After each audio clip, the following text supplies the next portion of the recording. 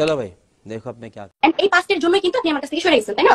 এটা হচ্ছে যেহেতু আমার রিলেশন ছিল, এটা আপনাকে আমি বলি নাই। সো আপনি খুব ভালো করে জানেন আমাদের ব্রেকআপটা কি মানে কোন কারণে হয়েছে। হ্যাঁ, ফুলফিল আমি নাকি আপনাদের রুম থেকে রফা দিছি, ওই বিষয়টা কতটুকু সত্য ওইটা বলেন জাস্ট।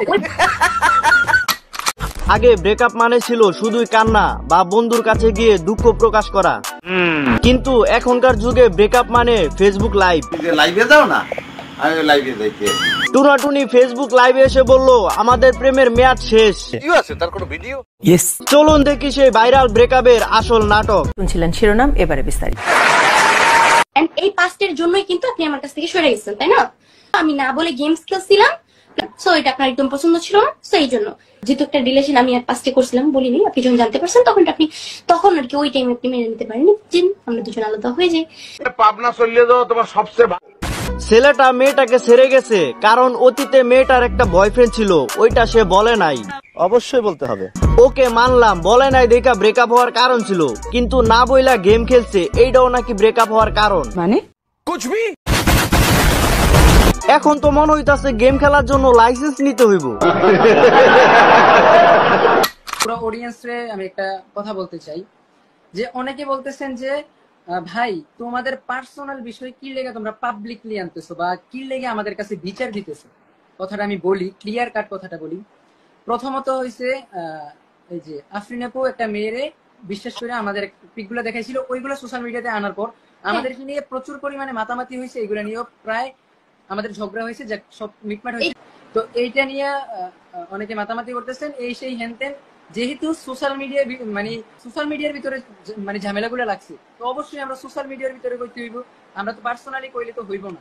এই কারণে সোশ্যাল মিডিয়ার ভিতরে মানে এগুলা আনা। নমুনাটা কিতা যাইতেছে টের পাইতেছ না? হলো ঝগড়া তাদের নিজেদের মধ্যে সমাধান করতে পারতো, কিন্তু করে নাই। আমার মনে হয় অনেক কারণ আছে, কারণ তাদের আসল ঝগড়ার মূল হইল সোশ্যাল মিডিয়া, তাই তারা সমাধান করতে সোশ্যাল মিডিয়াতে আসলো।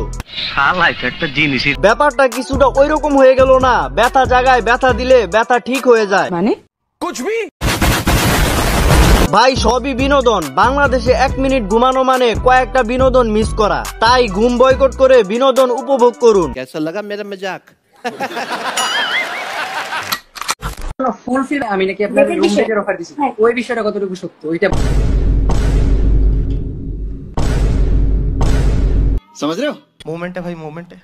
ছেলেটা মেয়েটাকে নাকি রুম ডেটের অফার দিচ্ছে, এইটা নিয়েও ফেসবুক লাইভে ঝগড়া হয়েছে। আসলে হয়েছে কি জানেন? পোলাও 12 বাতারি, মাইয়াও 13 বাতারি, এই মোট হইল 25 গ্রাম। দুধ টিপ দিলে নাক বের হয়ে যাবে, সরি নাক টিপ দিলে দুধ বের হয়ে যাবে। এই বয়সে নাকি এদের প্রেমের কাহিনী শুনতে হইতাছে। কোন পৃথিবীতে আছি?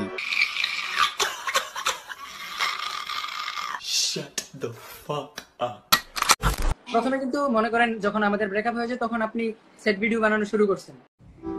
একটু শান্তি পাওয়ার আশায় কত অশান্তি আপন করে নিলাম। হ্যাঁ, আর আপনি খুব ভালো করে জানেন আমাদের ব্রেকআপটা কি মানে কোন কারণে হয়েছে। হ্যাঁ, তো ওই ক্ষেত্রে মনে করেন আপনি যেই কন্টেন্ট দিতেছেন এমন মানে ব্লেম আমার উপর আসতেছে যে আমি আপনাদের ঠকাইছি কিছু একটা। ভুল করেছি রে, আমি অনেক বড় অন্যায় করে ফেলে হয়েছে। মেয়েটা স্যাড ভিডিও বানায় ফেসবুকে আপলোড করতেছে, মনে হইতাছে সব দোষ ছেলেটার। ছেলেটা নাকি মেয়েটাকে ঠকাইছে। আমি ঠিকই বলছি। তো বোন, এত বিরহের পোস্ট করার কি দরকার? আবেগী জাতিকে তোমার ভাঙ্গাচুরা বিবেক দেখায় লাভ নাই। কথা তো ভালোই বলছো। তারা এদিক দিয়ে লাইভ করতেছে, পাবলিক ওই দিক দিয়ে কমেন্ট বক্সে মজা মারতাছে। চলেন পাবলিকের কিছু লিজেন্ডারি কমেন্ট পড়ে আসি। সঠিক বয়সে টিকা দেয়নি, মানুষের ব্রেন পুটকিতে থাকলে এগুলা করে। বাংলাদেশে সবকিছুর অভাব হলেও পাগলের অভাব কোনোদিন হবে না। নতুন হেডায় বাল জ্বালাইলে এমনই হয়। আসলে এই ফেসবুক লাইভের মূল উদ্দেশ্য ছিল তারা একে অপরকে আর দোষারোপ করবে না, ব্রেকআপের ঘোষণা দিয়ে তারা আলাদা হয়ে যাবে। কিন্তু শেষমেশ যা হলো, এই টুনাটুনি তারা নিজেরাই বুঝতে পারে নাই যে লাইভে এসে তাদের ইজ্জত তারা নিজেরাই নষ্ট করছে। আর এদিক দিয়া পাবলিক তো মজা নিতাছে আগুনের উপর ঘি ঢাইলা।